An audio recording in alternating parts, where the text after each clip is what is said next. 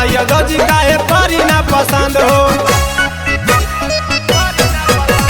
बॉलीवुड के हीरो से लागिला ना कम हो, तोहरा यादव जी काहे परी ना पसंद हो। ई मत सोचिया हो जाई बियाह तोर बॉलीवुड के सुपरस्टार से। आ जाई देवगन नहीं शाहरुख सलमान